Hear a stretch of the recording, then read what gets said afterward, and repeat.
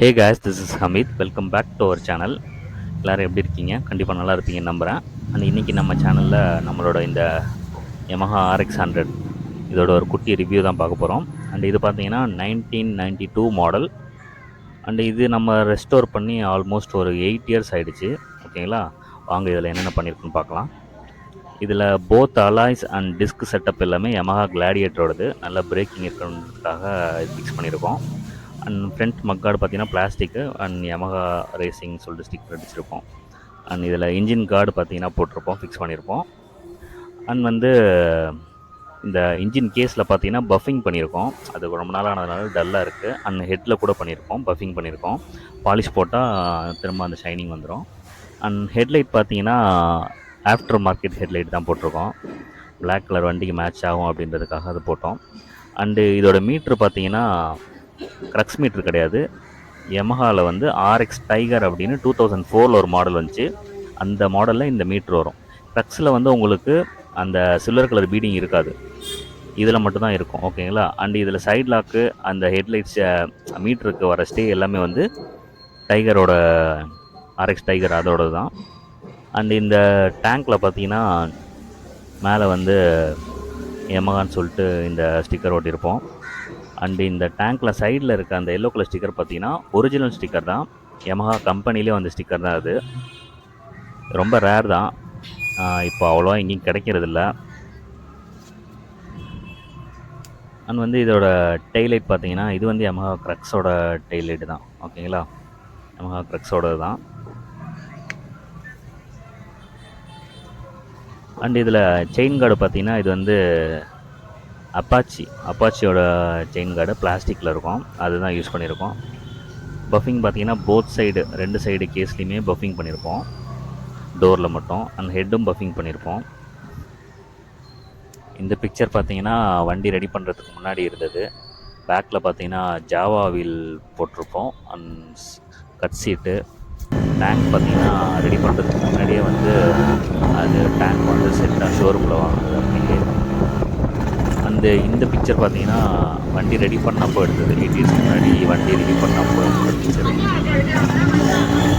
அந்த 8 இயர்ஸ்க்கு முன்னாடி இந்த வண்டி ஷோரூம் கண்டிஷனுக்கு ரெடி பண்ணுறதுக்கு ஆல்மோஸ்ட் ஒரு 50,000 கிட்ட ஆச்சு. பட் இன்றைக்கி டேட்டில் வந்து 50,000 ஷோரூம் கண்டிஷனுக்கு ஒரு Yamaha ரெடி பண்ணுறது ரொம்பவே கஷ்டம். ஏன்னா ஸ்பேர் ரேட் எல்லாமே அந்தளவுக்கு இன்க்ரீஸ் ஆகிடுச்சு. அண்ட் இதுக்கு மெயின்டெனன்ஸ் பார்த்தீங்கன்னா 8 வருஷத்தில் அதிகபட்சமாக பார்த்தீங்கன்னா ஒரு 10 to 15,000 செலவு பண்ணியிருப்பேன். அதுவும் ஜென்ரல் சர்வீஸு, ஏதாச்சும் ஸ்பேர் மார்க்கெட் அந்த மாதிரி செலவு பண்ணியிருப்பேன். மற்றபடி வேறு எந்த ஒரு பெரிய செலவு வச்சதில்லை. பெரிய செலவு வைக்கிறதுக்கு இல்லை, அந்தளவுக்கு எதுவுமே கிடையாது. ரொம்ப அண்ட் இதோட இன்ஜின் பார்த்தீங்கன்னா ஃபுல்லாகவே பவர் பண்ணுது. மைலேஜ் பார்த்தீங்கன்னா ஒரு 15 to 20 தரும், அவ்வளோதான். 15 to 20 தான் தரும் ஒரு லிட்டருக்கு. நான் ஃபுல்லாகவே இன்ஜின் பவர் பண்ணுது. அதனால் தலைவர் பெட்ரோல் பயங்கரமாக சாப்பிடுவார்.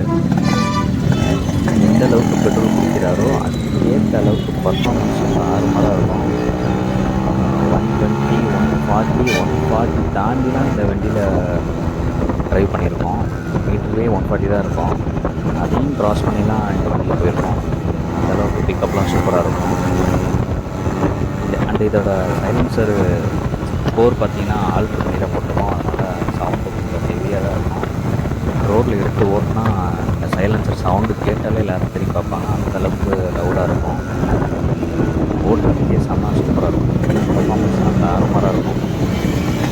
அண்ட் தென் இப்போலாம் Yamahaவோட ப்ரைஸ் வந்து எங்கேயோ போயிடுச்சு. 1985 ஃபஸ்ட் டைம் இந்தியாவில் லான்ச் பண்ணும்போது rx100 இன்வாய்ஸ் ரேட்டே பார்த்தீங்கன்னா 18,000 சம்திங் தான். பட் இப்போ வந்து அபோவ் 1 lakh மேலே செல் ஆகுது. நெட் கேஷ் கொடுத்து வாங்கிட்டு போகிறதுக்கும் கஸ்டமர் இருக்குது. நிறைய பேர் வந்து கமெண்ட்டில் வந்து ப்ரைஸ் வந்து டூ ஹை, வேலை அதிகம் அந்த மாதிரிலாம் சொல்லிட்டு கமெண்ட் பண்ணுறாங்க. எதனால் அந்த மாதிரி ப்ரைஸ் வந்து டூ ஹையாக இருக்குது அப்படின்னா ஜஸ்ட் 2 ஸ்ட்ரோக் அப்படின்றதுனால இல்லை. ஏன்னா 2 ஸ்ட்ரோக்னு பார்த்தா உங்களுக்கு RX வந்த டைமில் வந்து சுசுக்கிலையும் 2 ஸ்ட்ரோக் வந்துச்சு, பஜாஜ்லேயும் வந்துச்சு KB100, சுசுக்கியில் மேக்ஸ் 100, ஷாலினு, ஷோகனு, அண்டு சுசுக்கியில் சூப்பரான ஒரு மாடல் வந்துச்சு. அது அவ்வளோ பைக் கிடையாது. அதெல்லாம் கூட 2 ஸ்ட்ரோக் தான். பட் அதெல்லாம் வந்து இந்த அளவுக்கு மார்க்கெட்டை பிடிக்கல. இதுதான் நிறைய பேர் லைக் பண்ணியிருக்காங்க. இந்த பைக்கை தான் நிறைய பேர் லைக் பண்ணியிருக்காங்க. அதனால தான் இதோட மார்க்கெட் வந்து எங்கேயோ போயிடுச்சு. அண்டு இன்னொரு விஷயம் பார்த்தீங்கன்னா, இது வந்து விண்டேஜ்னால் ஓல்டு இஸ் கோல்டு.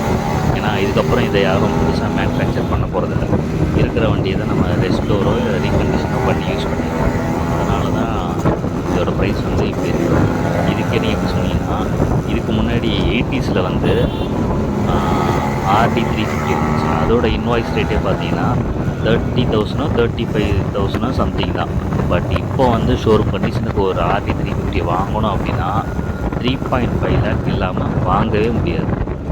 அதையும் வாங்குறது கஸ்டமர் இருக்குது. நிறைய பேர் தெரிஞ்சுருக்காங்க. இந்தியாவில் டெல்லி, பாம்பே அந்த மாதிரி இடத்துல கொஞ்சம் வண்டி இருக்குது. பட்டு ரொம்ப கம்மி தான். நிறைய பேர் வந்து நான் சொல்லி கேள்விப்பட்டிருக்கேன்.